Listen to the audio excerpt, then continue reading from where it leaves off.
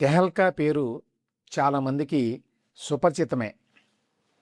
దాంతోపాటు ఆ పత్రిక ఎడిటర్ తరుణ్ తేజ్పాల్ పేరు కూడా చాలామందికి తెలిసే ఉంటుంది. లేటెస్ట్ డెవలప్మెంట్ ఏంటంటే, ఈ ప్రముఖ జర్నలిస్టు తరుణ్ తేజ్పాల్కి సెక్షువల్ అసాల్ట్ కేసులో, అంటే లైంగిక దాడి కేసులో బాంబే హైకోర్టు, గోవా బెంచి 10 సంవత్సరాల కారాగార శిక్ష వేసింది. దాంతోపాటు 5 లక్షల రూపాయల ఫైన్ కూడా కట్టాలి అని చెప్పి తీర్పు చెప్పింది.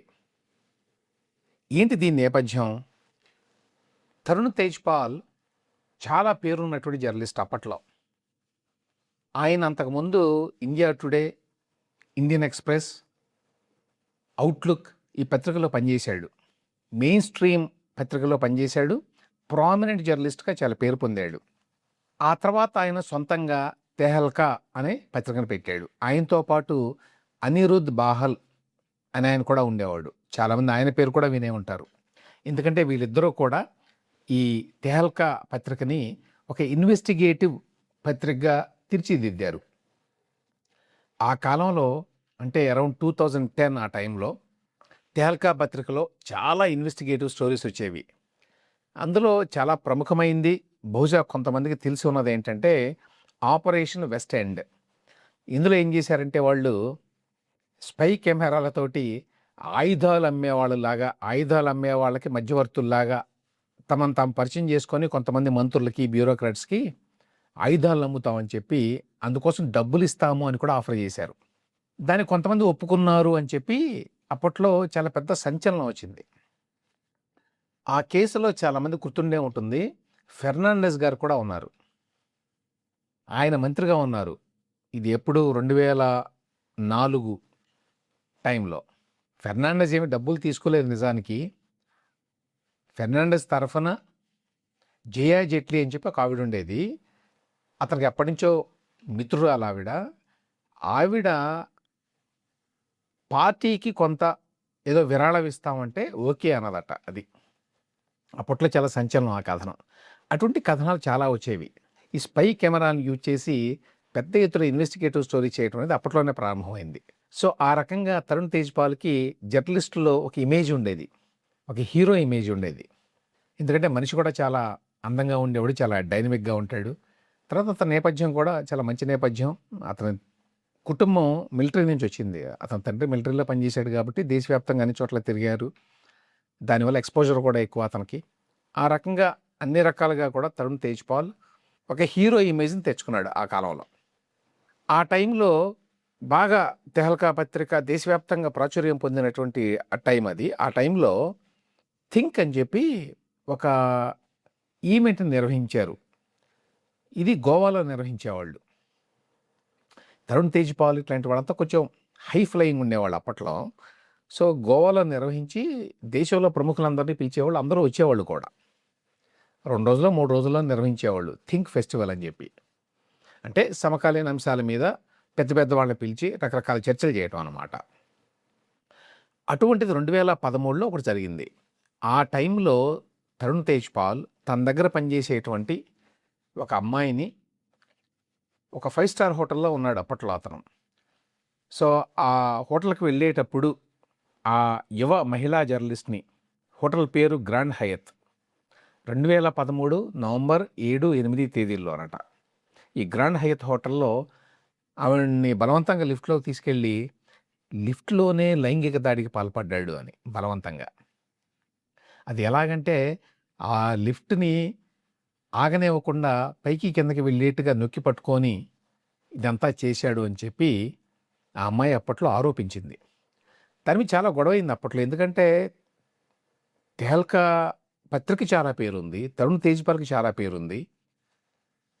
అటువంటి వ్యక్తి మీద ఇటువంటి ఆరోపణలు చేయడం ఏంటి, ఇదేదో చాలా చిన్న విషయంగా ముందు కొంతమంది కొట్టిపడేశారు. అయితే తర్వాత ఈ మీ టూ ఉద్యమం వచ్చింది. అంటే ఈ రకంగా వర్క్ ప్లేసెస్లో మహిళల మీద దాడులు జరుగుతున్నాయి, వాడికి సరైన గుర్తింపు లభించటం లేదు, ఆ దాడులు చేసే పర్పెట్రేటర్స్ ఎవరైతే ఉంటారో వాళ్ళు తగిన శిక్షకి గురవడం లేదు అనేటువంటి చైతన్యం ఒకటి వచ్చింది. ఆ టైంలోనే యాక్చువల్గా 2013లో ఈ పోష్ యాక్ట్ అనేది కూడా కేంద్ర ప్రభుత్వం చేసింది. పోష్ అంటే ప్రివెన్షన్ ఆఫ్ సెక్షువల్ హెరాస్మెంట్. ఆ యాక్ట్ కూడా ఇదిగో ఈ నేపథ్యంలోనే వచ్చింది. మొత్తానికి చాలా కాలం పాటు ఈ కేసు నడిచింది. మొదటేమైందంటే ఆ అమ్మాయి ఆరోపణలు చేసినప్పుడు తరుణ్ తేజ్‌పాల్ ఒక ఈమెయిల్ ఇచ్చాడు. ఆ అమ్మాయికి, మేనేజ్‌మెంట్‌కి. తెహల్కాకి కొంతమంది ఇన్వెస్ట్ చేశారు కదా! వాళ్ళకి. ఏమనంటే ల్యాప్స్ ఆఫ్ జడ్జిమెంట్ జరిగింది. అంటే చిన్న పొరపాటు జరిగింది. వివేకం కోల్పోయి ఒక క్షణికావేశంలో ఏదో చేశాను అన్నట్టుగా రాశాడు. క్షమించమని. అయితే ఆ తర్వాత వారం 10 రోజుల తర్వాత ఇది ఎప్పుడైతే పెద్దదవుతుందో గొడవ, అంటే తెహల్కా ఆఫీస్ నుంచి బయటకొచ్చింది ఈ గొడవ.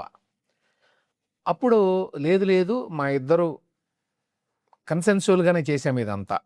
అంటే పరస్పర అంగీకారంతోనే జరిగింది ఇది అని చెప్పి వాదించడం మొదలుపెట్టాడు. ఆ తర్వాత చాలామంది మహిళా జర్నలిస్టులు, ఇతర ఎన్‌జీఓ యాక్టివిస్టులు అందరూ కూడా ఆ అమ్మాయికి సపోర్ట్‌గా వచ్చారు. దాని మీద కేసు వేశారు గోవాలోనే. గోవాలో జరిగింది కదా ఇది అందువల్ల.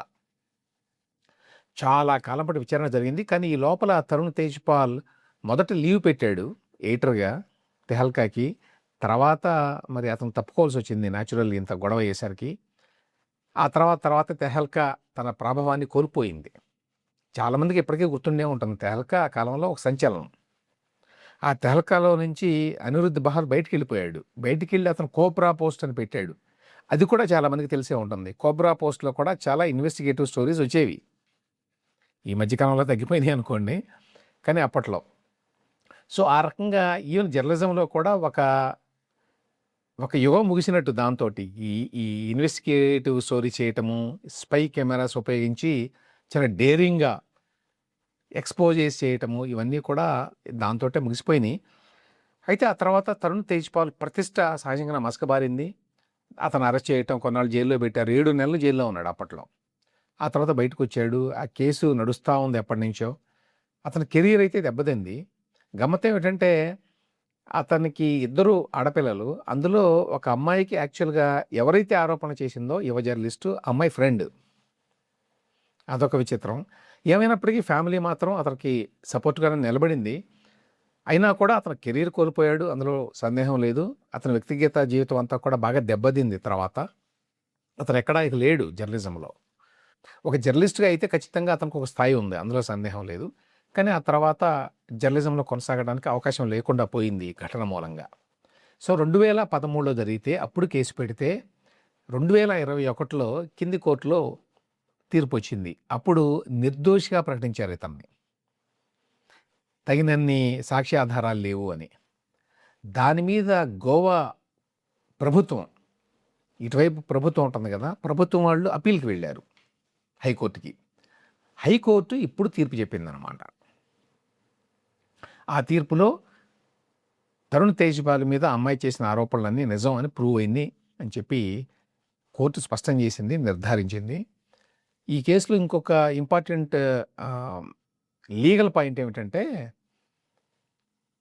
నో అంటే నో అనేది చాలామంది వినుంటారిది. ఇప్పుడు ఈ మధ్య కాలంలో అది లీగల్‌గా కూడా దాన్ని పరిగణలోకి తీసుకోవాలి అని చెప్పి కోర్టులు కూడా చెప్పినియి. సుప్రీం కోర్టు కూడా. అంటే ఒకసారి ఎవరైనా సరే పరిచయం ఉన్న వ్యక్తి అయినా సరే నో అంటే నన్ను తాకొద్దు, నన్ను సెక్షువల్‌గా దగ్గరకు తీసుకోవద్దు అని స్పష్టంగా చెప్పిన తర్వాత కూడా మాకు అంతకుముందు పరిచయం ఉందనో, ఇంకొక మాటతోనో అలా బలవంతం చేయటం అది లైంగిక దాడి కిందకనే వస్తుంది అని చెప్పి సుప్రీంకోర్టు స్పష్టంగా చెప్పింది.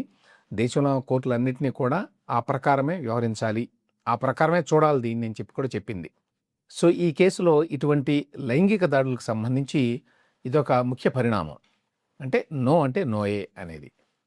ఒకసారి వద్దు అన్న తర్వాత మీకు గతంలో పరిచయం ఉందనో, అంతకుముందు లైంగికంగా సంబంధం ఉన్నా కూడా ఒకవేళ ఈ కేసులో అట్లా లేదనుకోండి. ఉన్నా కూడా నో అన్న తర్వాత, వద్దు అన్న తర్వాత ఎట్టి పరిస్థితుల్లో కూడా బలవంతం చేయడానికి వీల్లేదు అని. చేస్తే అది లైంగిక దాడి కిందనే పరిగణిస్తారు. సో, ఆ విధంగా ఒకనాడు ఎంతో వెలిగినటువంటి తరుణ్ తేజ్‌పాల్ ఇవాళ జైలుకి వెళ్ళాల్సిన పరిస్థితి. యాక్చువల్‌గా ఇవాళ ఉదయం ఇతను దోషి అని చెప్పి కోర్టు చెప్పింది. అయితే శిక్షను మేము మధ్యాహ్నం ఖరారు చేస్తామని చెప్పారు. ఆ టైంలో నాకు ఒక ఫ్యామిలీ ఉంది. నాకు ఇద్దరు ఆడపిల్లలున్నారు. నేను చాలా సఫర్ అయ్యాను దీని మూలంగా. నేను కూడా విక్టిమ్‌నే ఈ కేసులో. నేను కూడా బాధితుడినే. కాబట్టి మీరు శిక్ష విషయంలో కొంచెం లీనియంట్‌గా ఉండండి అని చెప్పి అడగమని మా లాయర్‌లు చెప్పారు అని చెప్పి అన్నాడు. కానీ లీనియంట్‌గా ఏమీ ఉన్నట్టుగా లేదు కోర్టు. 10 సంవత్సరాల జైలు శిక్ష అంటే ఇటువంటి కేసుల్లో చాలా పెద్ద జైలు శిక్షే. అయితే వెంటనే అతన్ని అరెస్ట్ చేయరు. ఎందుకంటే టైం ఇచ్చారు అతనికి. 2 వారాలు టైం ఇచ్చారు. అంటే ఈ లోపల అప్పీల్ చేసుకుంటే సరి, లేకపోతే అరెస్ట్ చేసి జైల్లో పెట్టాలి. అతను ఇంతకు ముందే చెప్పాడు సుప్రీంకోర్టుకి నేను అప్పీల్ చేసుకుంటాను అని. సో, ప్రస్తుతానికి ఇమ్మీడియేట్‌గా అరెస్ట్ అయ్యి జైలుకి వెళ్ళేటువంటి అవకాశం లేదు గానీ, సుప్రీంకోర్టులో ఈ కేసు ఎక్కువ కాలం బహుశా విచారణ జరిగే అవకాశం ఉండదు. ఎందుకంటే ఆల్రెడీ కింది కోర్టులో, తర్వాత హైకోర్టులో జరిగింది కాబట్టి, సుప్రీంకోర్టులో తొందరగానే దీని మీద తీర్పు రావచ్చు. ఏమైనప్పటికీ ఇప్పటికైతే తరుణ్ తేజ్‌పాల్ లైంగిక దాడి కేసులో దోషి. 10 సంవత్సరాల జైలు శిక్ష అతని కోసం ఎదురుచూస్తోంది. ఈ కేసులో గుణపాఠం ఏంటంటే, ఈ ల్యాప్స్ ఆఫ్ జడ్జిమెంట్ అని చెప్పి ఆయనే రాశాడు కదా ఒక ఈమెయిల్. ఇన్‌ఫాక్ట్ ఆ ఈమెయిల్ రాసిన తర్వాత దాన్ని సాక్ష్యంగా పరిగణించాలా లేదా అనే విషయం వచ్చినప్పుడు, అది నేను అప్పుడు ఒత్తిడిలో రాశాను. కాబట్టి దాన్ని సాక్ష్యంగా పరిగణించకూడదు. అంటే లైంగిక దాడి చేసినట్టుగా, ఒప్పుకున్నట్టుగా అనుకోవడానికి లేదు అని చెప్పి వాదించాడు కోర్టులో ఆయన తరఫు లాయర్లు. కానీ బాంబే హైకోర్టు ఒప్పుకోలా. మీరు ఆ ఈమెయిల్ ఇచ్చారంటే మీరు లైంగిక దాడి చేశారు కాబట్టే ఇచ్చారు. అందులో రాశారు కదా ల్యాప్స్ ఆఫ్ జడ్జిమెంట్ అని. అంటే వివేకం కోల్పోయి ఆ క్షణికావేశంలో చేశాను అనేది. సో, అటువంటి క్షణికావేశంలో గనక ఇటువంటి పనులు చేస్తే మొత్తం జీవితము, కెరియరు ఏ విధంగా దెబ్బతింటాయి అని చెప్పటానికి తరుణ్ తేజ్‌పాల్ జీవితం ఒక ఉదాహరణ.